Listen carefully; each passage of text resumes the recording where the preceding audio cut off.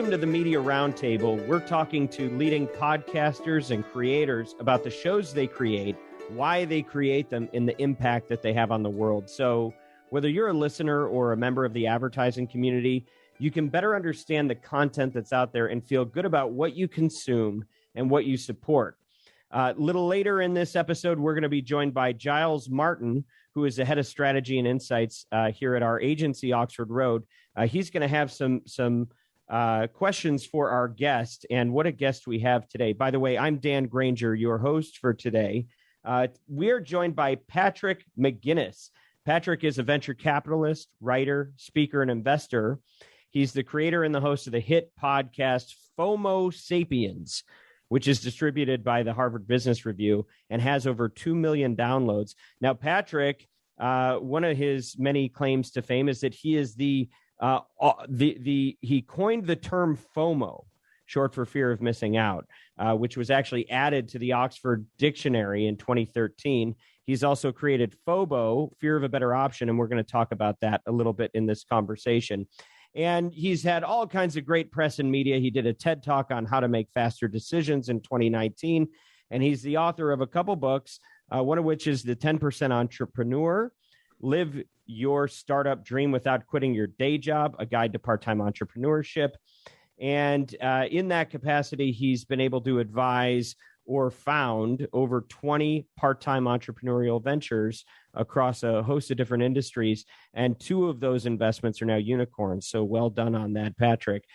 He's also a founding member of the Leadership Council at the Sesame Workshop and a graduate of Georgetown, Harvard Business School, and has visited more than 100 countries. And by the way, he's fluent in Spanish, Portuguese, and French. So I feel like you're just showing off at that point. Let's tell you what, let's do this in Portuguese. How's that? Fazer tudo em português está tudo bem para mim. I can't actually respond to that. Last thing I'll tell you before we get into it and formally welcome Patrick is that, we at Oxford Road, the ad agency, which makes this podcast possible, we sponsor his show on behalf of a couple of our clients and have had a great experience just as advertisers with him. So, Patrick, welcome to the show. We're so grateful that you're able to make some time for us today. Thank you so much for having me. It's a pleasure to be here. All right, so let's just establish who you are a little bit for people that may be unfamiliar. Can you talk a little bit about the Patrick McGinnis brand and your mission? Yeah, I mean, it's funny to think like that because I remember when I first started doing this, I was not in the media at all. I was on Wall Street as an investor. And then starting about 5 years ago with my first book, I sort of entered this new world. And it's taken me about 5 years to figure out what that all means. But it's a big shift for anybody who's done it. But what it really means for me, and I think the people who listen to our show and are part of our community, is we're about giving people a pathway towards building a unique set of experiences that become a career and a life. So many times we're on the treadmill. We are doing the thing that we thought we wanted to do when we were in college, and we did that thing, and we wake up and we realize I've worked so hard, and for what? I'm not even happy. What I'm trying to help people to do is figure out what's going to make them happy, build the tools to go after it, and be unafraid to take a slightly different path to success. So that's really been the focus of my work over the last 5 years. And as a venture capitalist, do you have a specific area of focus? It seems like you do a lot of work in Latin America. Tell us a little bit about that. Yeah, so my career started in Latin America. Even though I'm from the state of Maine, a small town in Maine, I lived in Argentina and Brazil and all over Latin America. So my career started in investing in LATAM. Later on, I kind of did global investing, so everywhere from Pakistan to Turkey. But these days, I invest in Latin America and the United States predominantly. Okay, got it. Now let's get into the FOMO stuff. So for the uninitiated, can you talk about, I think we all know what it is by now, but can you talk about how it came to be as a term and something that you actually managed to coin and put out there? Sure. So the story is this, that as I mentioned, I grew up in a small town in Maine. It's no FOMO there. It's just kind of a very, very low key kind of existence growing up there. And so, I went off to college and I was in the library for the whole 4 years, basically. And then I came to New York and I was working on Wall Street, always at the office. So I didn't have a lot of FOMO because didn't have any free time. And then 9/11 happened and I was here in New York. I was living in Lower Manhattan. I, experienced that day. I was thankfully okay, as were all my sort of friends and family, but it was still a profound experience. Many of us are remembering that now with the 20th anniversary. Yeah. And I just thought to myself, life is too short not to try to live every day, really to the fullest. And so right around that time, actually, the day before 9/11, 9/10, I had taken the GMAT and I did well on it. And so I decided to apply to business school, and I applied to Harvard Business School and was accepted. And that was like well outside of any of my dreams or hopes. I'd never really known anybody who went there. It was just not something that people where I came from did. And so when I went to school, I was, number one, so excited to be in this incredibly huge opportunity environment, but also I felt like I had to live every day to the last. And so I was constantly overcommitted with academic experiences, obviously, but more parties and fun things and job interviews and you name it, and travel. And I realized I was constantly stressed out and tired. And I realized that everybody else was too. We were all, quintuple booked on Friday nights. And so I started calling that FOMO, fear of missing out. And I became sort of a word that we used in my friend group. And so when I was graduating in 2004, I decided to write an article in the school newspaper called Social Theory at HBS, McGinnis's Two Foes, all about FOMO. And another term we'll talk about, FOBO, came out back then in May 10th, 2004. First time it was ever used on the internet. And then 10 years later, through many things that happened, it ended up in the dictionary. And so you're a college student, you put something in your school paper. Now it happens to be Harvard, so it's a better school paper than most. But did you do anything to accelerate its adoption, or did you just put it out there and the thing just went? It just happened. And I've done a forensic exam to figure out. Yeah. I even got, I hired a group to help me just dig into it because I was so curious. Basically what happened was, I was at the business school getting the MBA, and there was about 1,000 students, and the article got very popular, and it kind of lived on at Harvard Business School. And so the next time I saw any mention of it in the press was 3 years later. There was an article in Business Week all about this affliction at Harvard and other business schools called FOMO. And then from there, every year these people would use the word and they would take it with them to Google and to Facebook and to Wall Street and consulting firms. And so it spread its way around the world via sort of word of mouth because the funny thing is when I invented FOMO, Mark Zuckerberg was a mile away from me inventing the first version of the Facebook. But because of Mark and his co-founders, they created the condition whereby sort of FOMO wasn't just some sort of very niche problem of a bunch of MBA students. It was a global reality. Now, when you started seeing it, so that's kind of crazy, by the way, you put it out there, you write something, and then nothing for years, and then all of a sudden it's a household, common knowledge word. Did you get FOMO about every time you'd see somebody using that in public, and you're like, man, if I had a penny, did you have any regrets about how you brought it into people's consciousness because of how you could have leveraged that? What's so crazy is, so I was kind of unaware. I did not know what was happening. And then 10 years later, in 2014, on the eve of my 10-year reunion, a reporter reached out and was writing an article about the origins of FOMO. And he traced it to me. And he was like, can I interview you? And I said, listen, I invented FOMO. I'm not sure why that's interesting to you. And he said, well, it's in the dictionary. And I had no idea. I Googled it at the moment. And I was in shock and really kind of blew my mind. All my friends we were all just we had missed that, it was not, we weren't the demographic that was using it at the time. And then of course, when that happened, everybody came out of the woodwork because the article that the reporter wrote about me went viral. And I went on and did some media about it. And I was on Cheddar TV and the host was like, do you know how much money you've left on the table? Yeah. So I felt, that's when I decided to write a book, by the way. I was like, I'm not going to, I want to get involved. But frankly, the reality is, and I've kind of reconciled myself to this is, imagine I had some sort of IP protection around it. It would have never spread. So, I view it as a very amazing, crazy thing that happened in my life. I look for the positive in it. And, what are you going to do about the rest? You just have to sort of do what you can. And have you, like, what's the calculus been for you around, like, do I want to be the FOMO guy?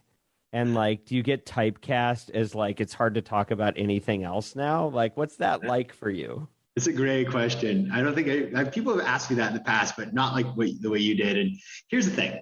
I love FOMO because anywhere I go in the world, I can make an instant connection with somebody.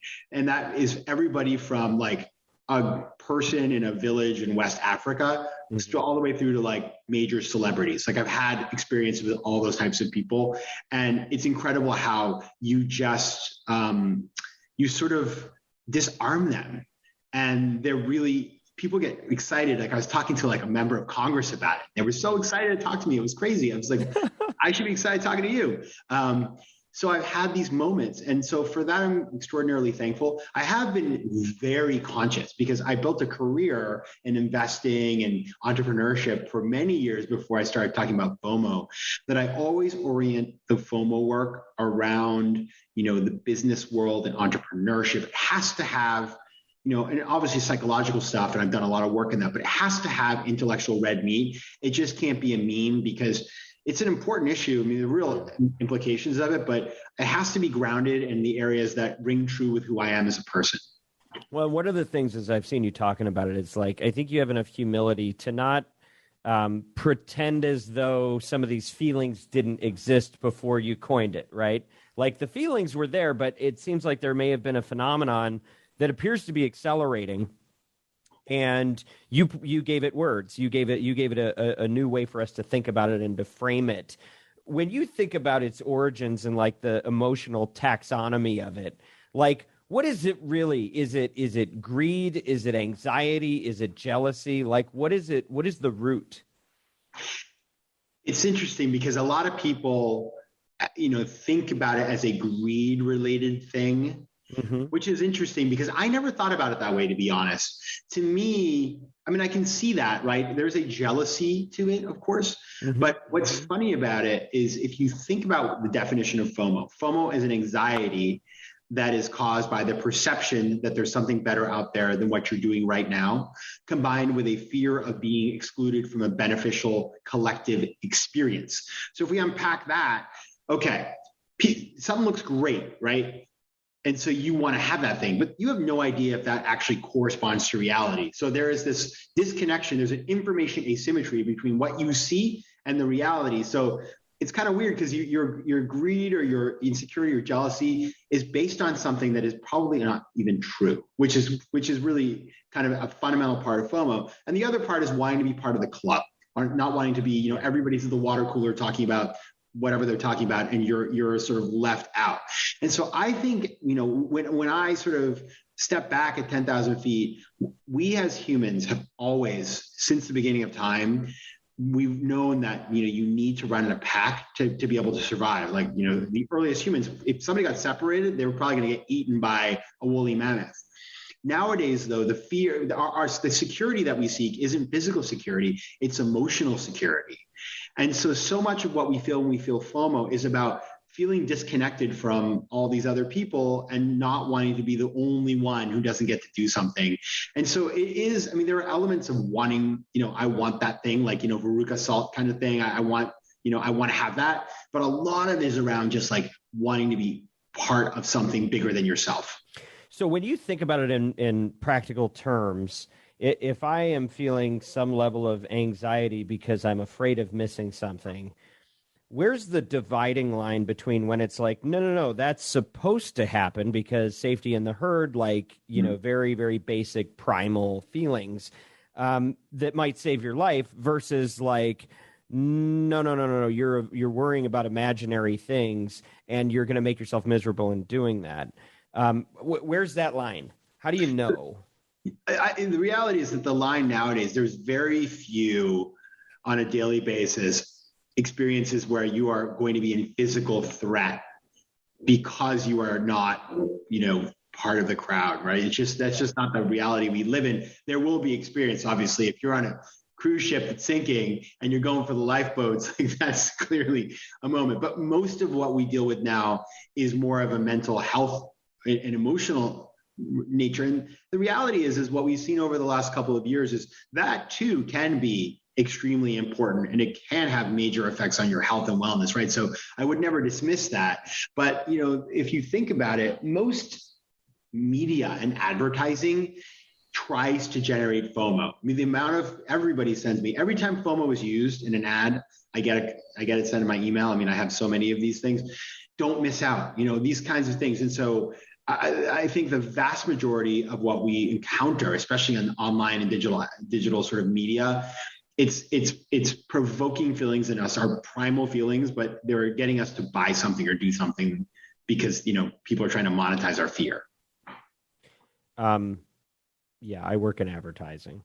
I'm not anti. I do the same thing. We all do the same thing. It's a motivator. You know what? I'll tell you. So like we have a taxonomy for ad creative called Audiolytics, where we've identified what we believe are 9 key components that an ad that's supposed to be driving human behavior should include.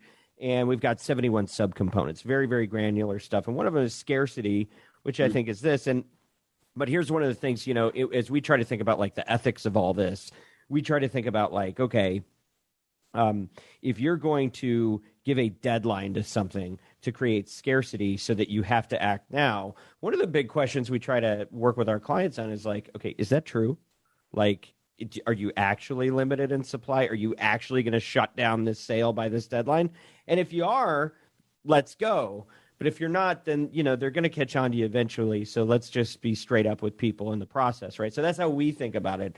Is that similar to your thoughts about how to wield it? Yeah, and in fact, I had on my podcast, and his name just flew out of my head, but the author of that, you know, Cialdini. Yes, Cialdini. Yeah. Yep. And we talked about this. So, because I'm always interested in about the line of the moral and ethical line, with all of this stuff, and it's true, you know, that scarcity value or that social sort of social proof, those kinds of things. Being authentic, there's nothing wrong with informing people about the facts of an offer. And that's called responsibility, to enunciate the virtues of a product. But yeah, it's when you sort of like, you know, when you see like on certain websites, you're trying to buy something and they're like only 3 left. Oftentimes I'm like, well, is that true? I wonder that. Do you actually know the answer with most reputable websites? Or is it really, does hotels.com really have limited inventory on these rooms? Are there really 2 rooms left? I do not know. I got to think that would be problematic if they didn't.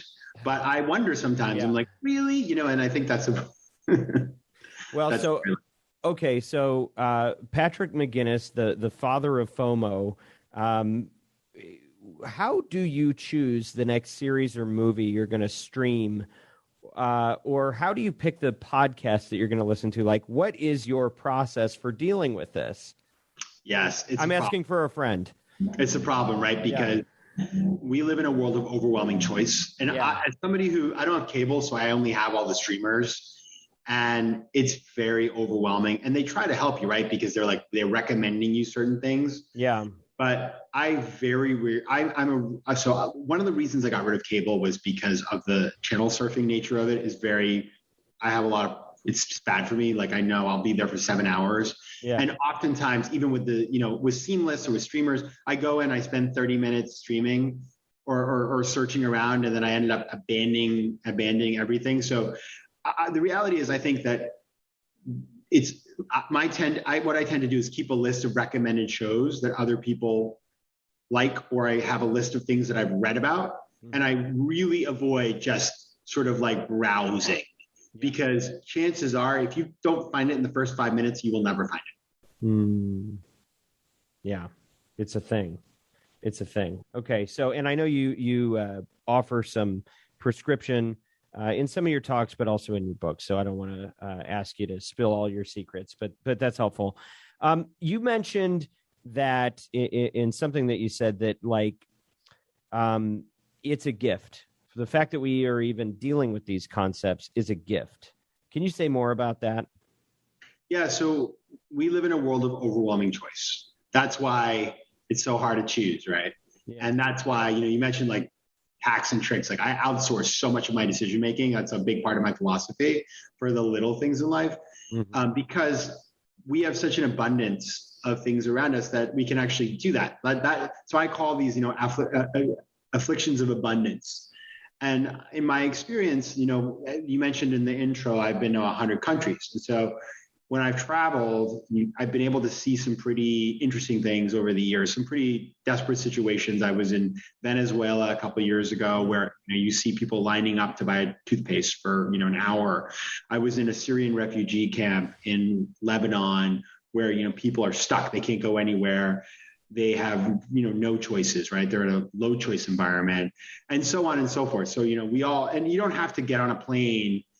You can, in your own community, find people due to economic circumstances, health circumstances, and many other circumstances. Their options are very limited. And so when you are feeling overwhelmed by choice, it's always helpful. And I do this every day. It's like, think about the good of that. Yeah, it's annoying, right? It's annoying to have to choose between 496,000 things to stream on Amazon. But, if that's your biggest problem, you're doing all right. And so I think it's really important to just remember that there's a lot of people, and this is something I learned at Harvard Business School. A professor said this to us, and I thought it's kind of an obvious point, but it's powerful. Sort of like on your worst day, there are, billions of people out there who would take your spot in a minute. And so just recognize that. Yeah. Well, yeah. And it is crazy to consider that, some of our biggest problems are, finding motivation to eat less and exercise more versus let's find something to eat and it's going to take a lot of exercise to do that. That's real, something you can miss out on. And we've just got these inverted problems and these really peculiar solutions we have to deal with now. So is it possible that gratitude is part of the answer? It is. Is that a big piece of this? It is. Listen, I think gratitude, there's a number of different solutions. There's a bunch of sort of in my writing, I wrote a whole book on this topic, obviously.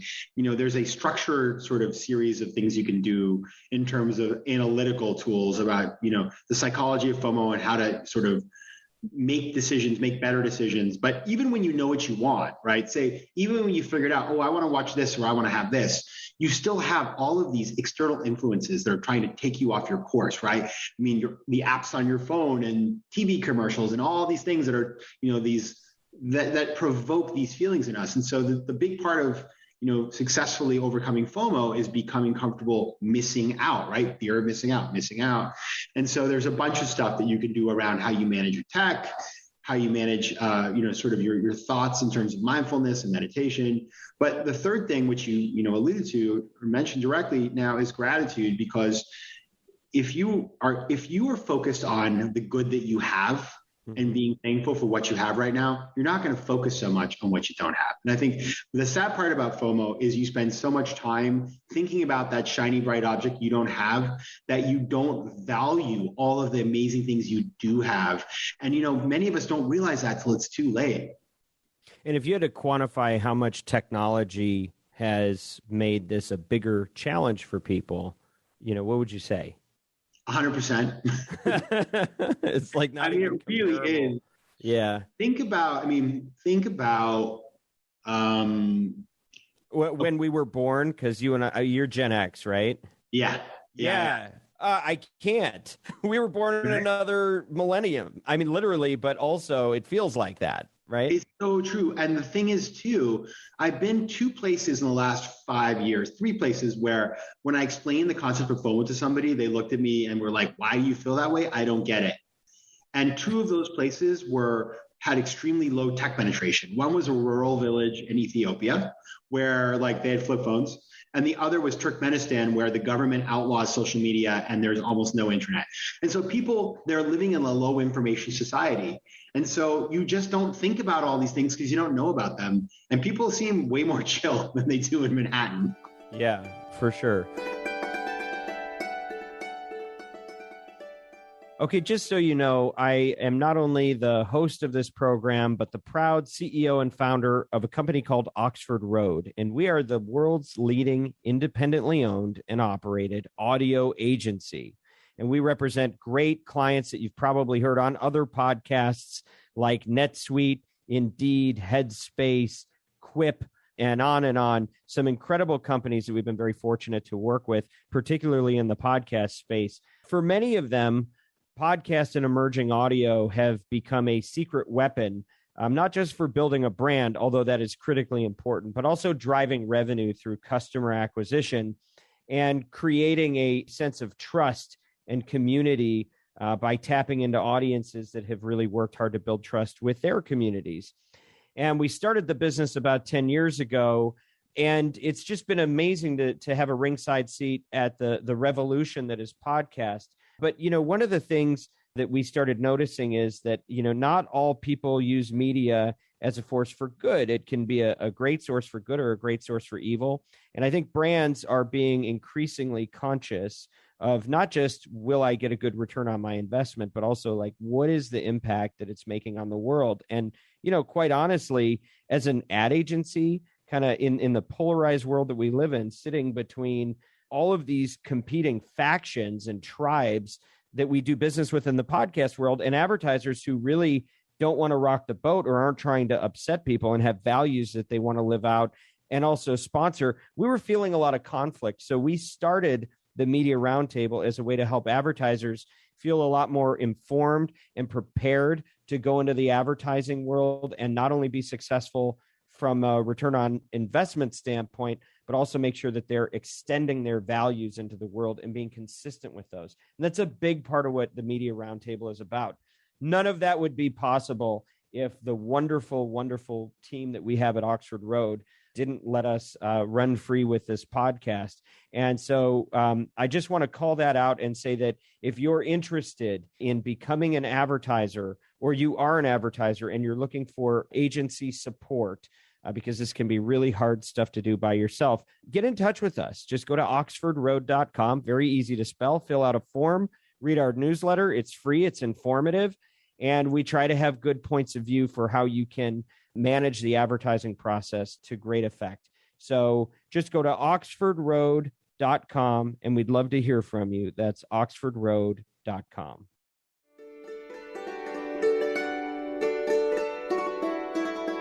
One of the big things that we've been working on this show is like, okay, how can advertisers become like the fifth estate and have more accountability on what kind of content is created?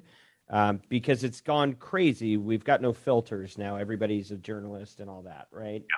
And polarization is a huge thing, and we don't want to be a part of the problem of dividing people. We think that media can be uniting and edifying. I listened to an episode that you had where I learned that like Captain America is actually helping to address this in one way. And like, I know there's a lot of different efforts going on to deal with this. But like, how does all this connect with FOMO? Is there a correlation to what we're seeing in just the polarization of our society? So I spent a lot of time thinking about this because one thing that I'm involved with is political reform, sort of nonpartisan, principled business leaders trying to protect our American democracy. And, we look at, one of the things that we've looked at is the effect of polarization in the media. Mm-hmm. And, it's very clearly, disinformation is one area where that happens, where, I don't want to get into it because we all, you can just, it's out there. How disinformation around things like COVID or around elections drives really bad outcomes and people to get hurt or to die or to do things that are harmful to our society. And so, when I think about that, I think what happens for some of these people, not all, some of these people are purely ideological, but other people are like, if I go in this media lane and I tell this particular story, there is a group of advertisers that I will have a certain type of listener, and there are certain advertisers who are very keen to get to that listener.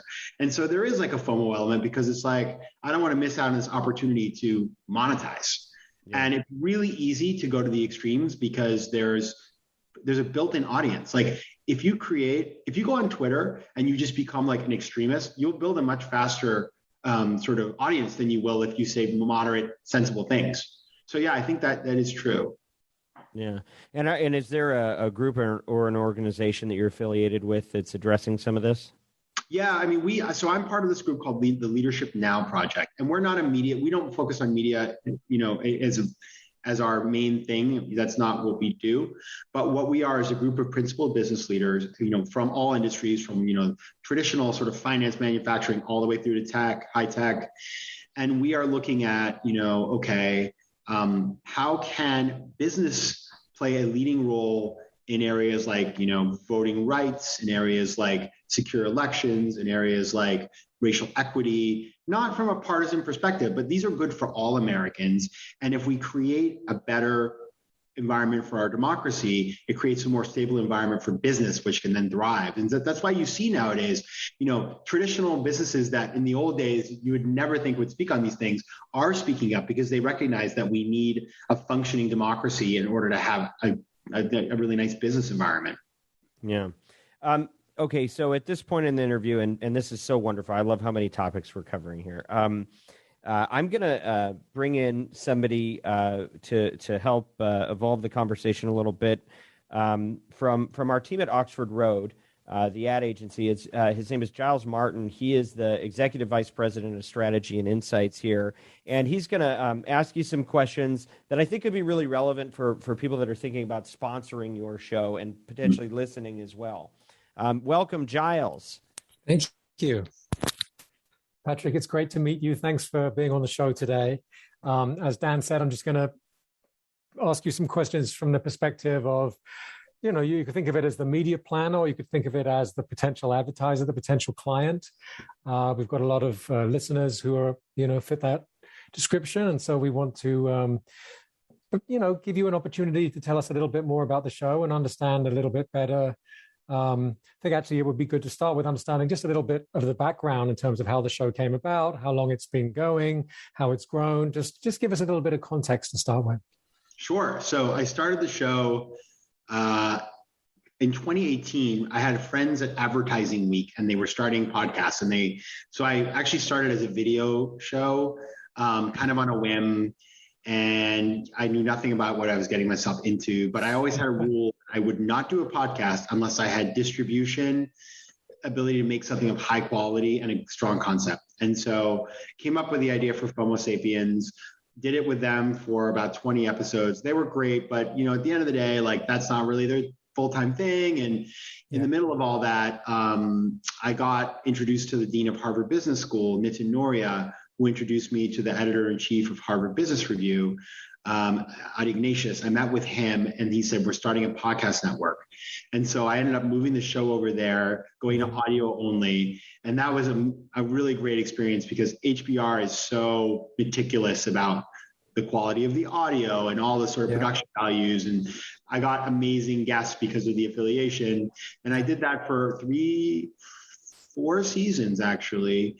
And then at the end of season 4, or 3 seasons, I was thinking about where the show was going to go and how we could grow it further.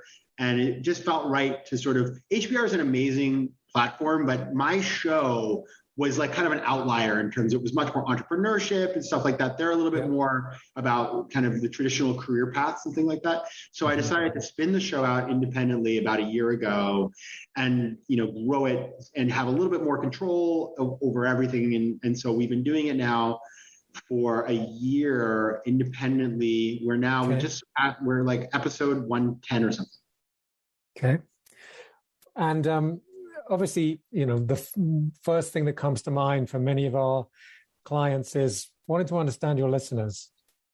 So what can you tell us about your audience? And just one bit of context here from a podcast advertisers and planners perspective is there's often not really good quality data, at least in our day-to-day experience, about the audiences that we are getting in front of.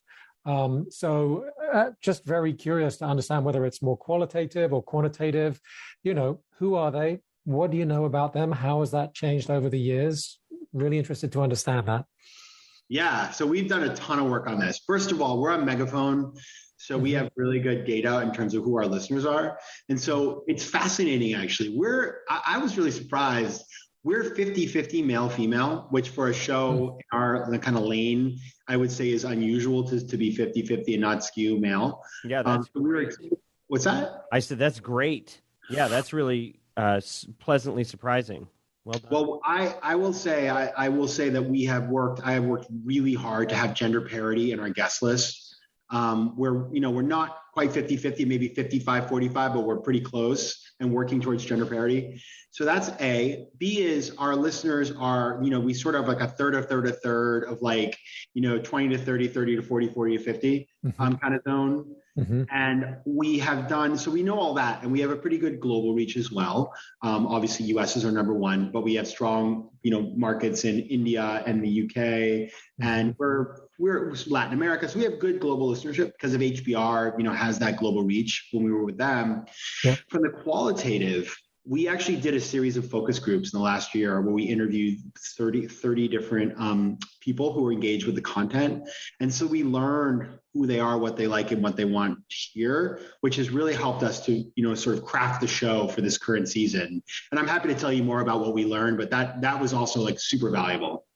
Yeah, I bet it was. Well, I was going to go on to ask, if you do interact with the audience, in any meaningful way, is there some type of feedback cycle? Because it's very interesting. Again, sort of a bit from the outside, it's like, are you more sort of just broadcasting out that message, or is it really a sort of community where there's a sort of cycle of feedback and learning? And I'd certainly be interested to hear about the feedback from the focus groups, but if there are any other aspects to that sort of feedback cycle or interaction, maybe social media stuff, or maybe, it's just meeting people at cocktail parties or whatever it might be, just very interested to understand that and how it informs the content development.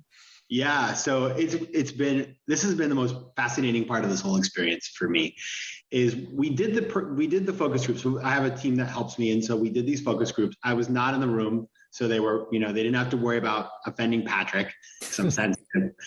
And we really found out there are two major. I mean, there's a number of different profiles, but there are two profiles in particular that we have a lot of listeners in these groups, and we call them Mark and Margarets. Or, we can do it in French too, like Marc and Margrethe or whatever you want, but, international. But Mark he's 22 to 30, and he's an aspiring entrepreneur. He's got a great job. Loves to travel. He's into fitness, all that sort of stuff. And he's looking for tools to be able to integrate, fresh ideas, entrepreneurship, take a unique path, and sort of live a more optimized and interesting life. And then the Margarets are women who are sort of a little older, 35 to 45, say. They've built their career. They're doing the things that they wanted to do. They're busy. They've got a lot going on, and they're looking for inspiration for new ideas and fresh ideas for that next phase of what they're building in their lives and their careers. So that's kind of and we have other people too, but those two groups have many overlapping qualities, even though they seem really different. And so what I did this year, which has been, I recommend this to every podcaster. I created a new show. We have our Thursday interview show, which is our flagship, but I created a new show on Mondays that we just rebranded as FOMO Mondays. It used to be FOMO Sapiens After Hours, but now FOMO Mondays. And it's really it's an opportunity for me to, number one, to talk about what was on the episode and my hot take on it. It's a short show, 10 minutes.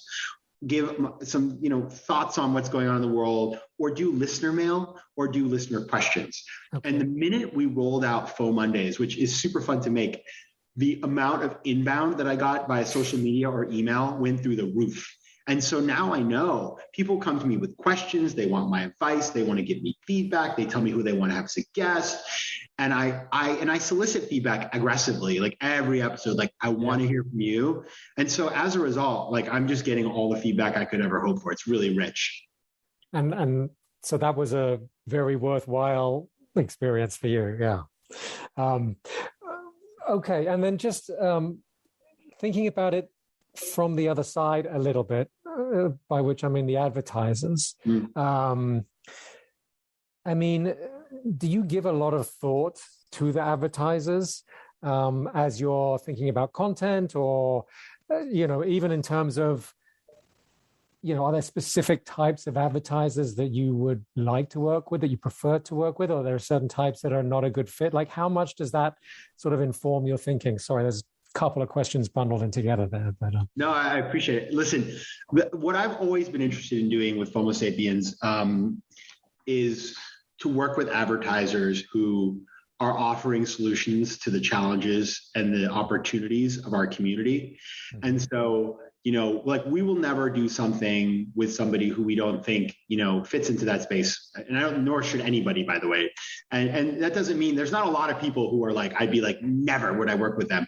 But the people or the organizations that we work most closely with, or that we're most excited about, are people who say, we have a product that is going to help you aspiring entrepreneur, you busy person, you person who wants to make more money or build wealth, those kinds of things, which our customers want. We're going to give you something that is valuable to you that will help you to be more successful, because that's where our listener is in their life. And so those are the ones that get me most fired up. Like, a NetSuite, for example, like that's a problem that people deal with in small businesses. So if we can offer them something that will solve their problems and maybe they hadn't used it before, like then everybody wins. And that's where I feel like it's really authentic when I do those ads, because they're host read. Mm-hmm. I feel like I'm like, this is great. Like I'm excited too, like I'm going to sign up right now. So it's just great.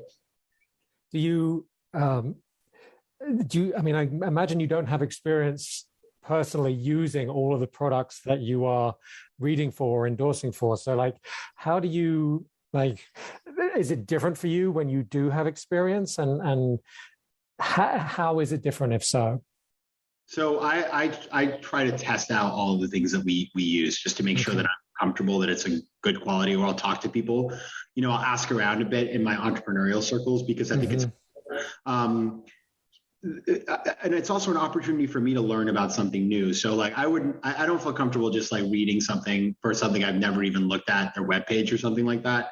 Right. But yeah, obviously if it's a product that I know and love, then it's even easier for me to just like, get out there and be like pounding the table on behalf of something. For sure. That's one of the things that we always look for, on behalf of our clients, is like, if there's a genuine component of, real authenticity, real endorsement, real conviction, it obviously can make such a big difference. And, that's something special that you can get in podcasts and perhaps in radio too, that you really can't get so easily in most other media channels. So I think with that, I'll hand back over to Dan. Yeah, thank you, Giles. That was cool. So Patrick, one thing that I know a lot of people want to know about, because everyone in the world has a podcast. Nobody wants to miss out on that. How did you build your audience? And how are you building your audience? Like, what worked? Oh, this is the hard part, right? Okay, there's a couple of things that worked that have been really cool and powerful. The first thing is, and this was just a lucky one, is I managed to get. I was interviewed for a New York Times article in Smarter Living about FOMO, fear of a better option. Mm-hmm. And it was just lucky that the article came out the week that FOMO Sapiens dropped the first ever episode, which was, it was by the way, like the show used to sound like really bad, but I guess people were okay with it. We might be able to relate to that here. Anybody go back to like the early seasons. I didn't edit it at all because it's a long story. It was messy, but I cracked into the top 100 business shows like with my first episode, which was insane. And then from there, it's been a combination of a couple things. Being part of HBR for those 4 years, they have a huge sort of community that was really helpful. A, B, being thoughtful and curating great guests who are willing to promote their appearance on the show is helpful. C, whenever I do speaking events and stuff like that, I always really, let people know about the show. And so like, I have my own community from my books and the other stuff I do. So like, we bring those people in, and like, those folks already know me and they understand what I'm doing and they value my work. So they're like very naturally going to flow into FOMO Sapiens. Yeah. And then the other thing we do a lot of these days is swaps, which I'm sure, many people do. We find shows that we believe share our ethos and where we love the people, that we love the host. Where it's a lot of times like people I just want to be friends with, where I'm like, you're cool. Like, I really respect your work. We reach out to them and we say, would you want to do a swap? And we do probably one of those a month these days. And so that's a great way to grow audience. Do you have more ideas for me? I'm open. Yeah, we'll do that in the next conversation. I know we're about to lose you in a few minutes. So a few more. production. So what did you learn about making it sound better? Oh my goodness, so many things. So, this is so important. And Yeah. so HBR, like, I love them for this because they just beat me up in a nice way. But okay, so I used to tape in a studio, and I used to tape at the advertising week with a horrible mic. It was bad. We were learning. And then when I moved to HBR, I started using a studio at a co-working space, which had a really nice mic. There was a lot of noise out in the background. And I was editing myself on GarageBand. It was very amateurish. Nowadays, so with the pandemic, I've moved to Squadcast for all of my recording. I built a studio in my apartment that's all soundproof. I have a very nice mic setup and everything. I found a wonderful guy who's my editor now. And so it just sounds a lot better. And then the fun thing for my show is my brother's a professional jazz musician in New York. Ooh. So we co-wrote the theme, and I actually perform the vocals, which are, it's not like a lot of vocal, but. Can we get a live sample of that real quick? It just goes, FOMO, FOMO. So I know. I wanted to hear you do that. You like that? So, but my brother wrote the theme. So we have a really cool theme that makes our show great too. But yeah, listen, I enjoy listening to it. I think it sounds pretty good, and it makes a huge difference.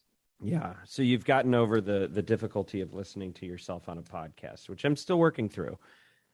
You have a nice voice. Oh, that's so kind of you. Thank you for saying that. Okay, so talk to me about the podcast industry as you understand it. We all have a little bit of a different perspective. Where do you think things are at right now, and how does your work fit into it? Like, what is the slice that you are trying to occupy that you feel like, of the millions literally that are in there, where you've got a very specific focus?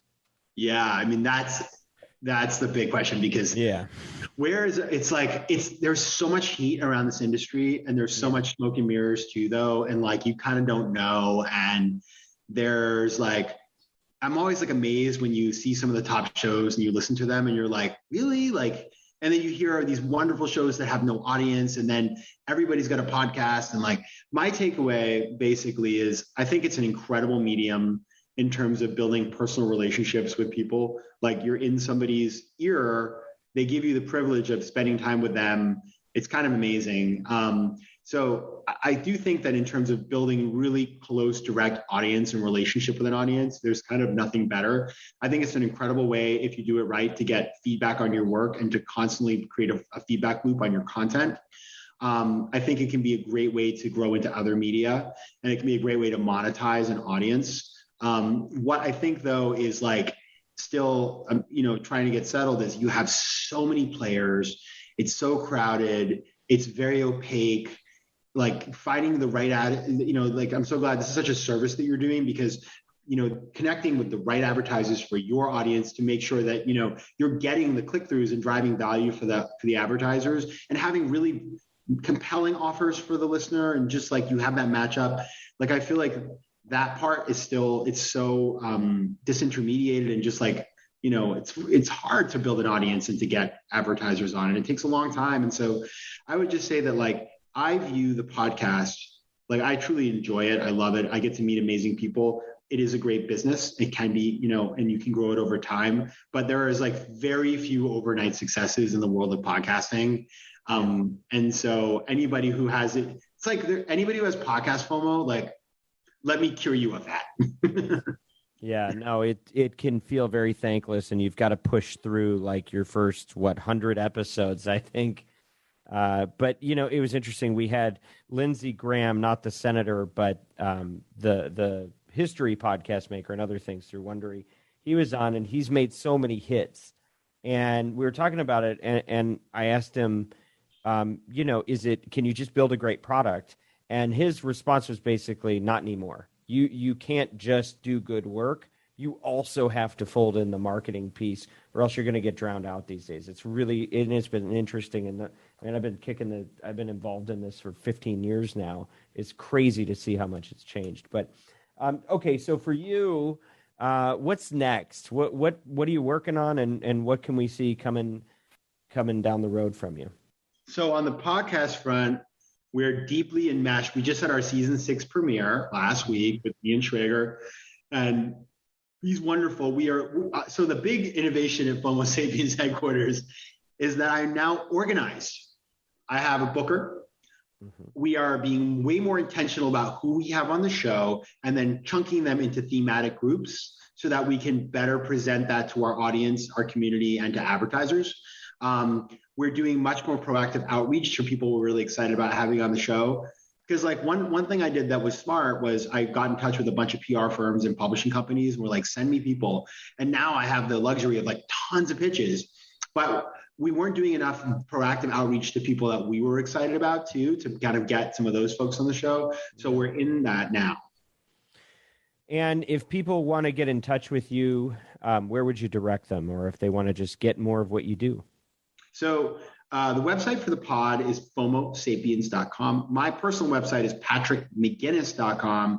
And you can always reach me directly at letsconnect@PatrickMcGinnis.com. If you want to advertise, you can go to contact@FOMOSapiens.com. I believe it's on the website, but it should be there.